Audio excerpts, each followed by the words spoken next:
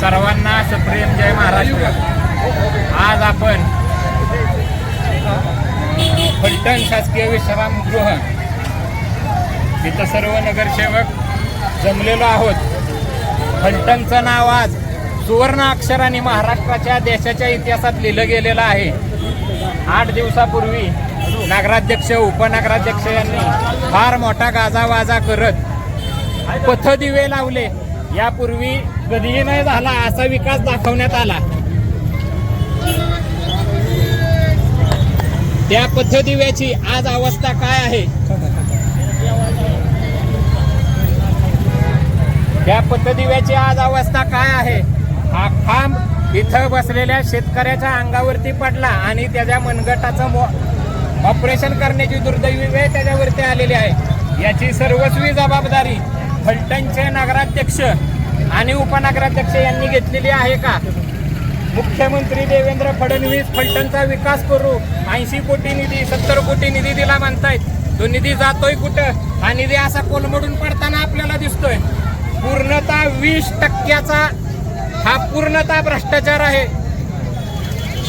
परवा दिवशीच वारीच्या अगोदर त्या वारीच्या दिवशीच पालखीच्या दिवशीच फलटण एसटी स्टँड समोर एक गाढव ह्या विजेच्या खांबाला चिटकून मृत्युमुखी पडलं। याची जबाबदारी फलटणच्या नगराध्यक्ष घेणार आहेत का? उपनगराध्यक्ष घेणार आहेत का नुसतं त्या जागी जर एखादा वारकरी दगावला असता तर त्याची जबाबदारी मुख्यमंत्र्यांनी घेतली असती का?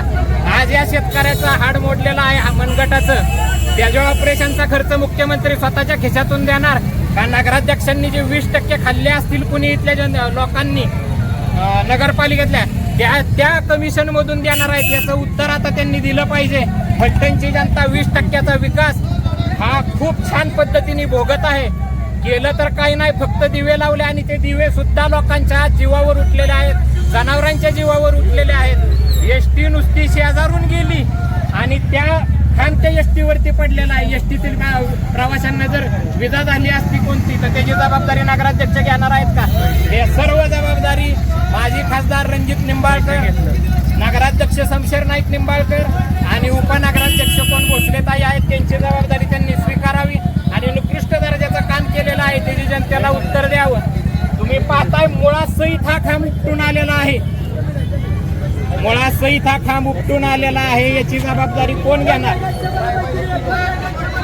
रायबा इलेक्ट्रिकलनी हे काम केलं असं ते म्हणतायत, पण हे ह्या पद्धतीचं काम 1,20,000 रुपये म्हणतायत खांबाची किंमत आहे। परवा दिवशी आम्ही तिथं ऐकली, खरं काय खोटं काय त्यांनाच माहिती। नाही लोकार्पण समारंभ केला, मुख्यमंत्र्यांनी ढोल वाजवले। मुख्यमंत्री फलटण तालुक्यातील जनतेच्या मुळावर उठलेले आहेत का असा प्रश्न इथं उपस्थित होतोय। जनता एकच म्हणतीये, एकही भूल और कमल का फूल। आम्ही विकासाच्या विरोधात शिवसेना अजिबात नाहीये, पण 20%नी जी नेते मंडळी स्वतःची घरं भरत आहे, नगराध्यक्ष असतील उपनगराध्यक्ष असतील या आमदार असतील यांच्या विरोधात आम्ही कायम नेहमी उभे राहू। हा सर्वस्वी नगराध्यक्षांचा नाकर्तेपणा, उपनगराध्यक्षपणाचा हलगर्जीपणा त्या शेतकऱ्याच्या जीवावर, त्या गाढवाच्या जीवावर, त्या एसटीतील प्रवाशांच्या जीवावरती बेतलेला आहे। याचा मी फलटण शहर शिवसेना तसेच माझे सर्व नगरसेवक बंधू भगिनी यांच्यातर्फे जाहीर निषेध करतो।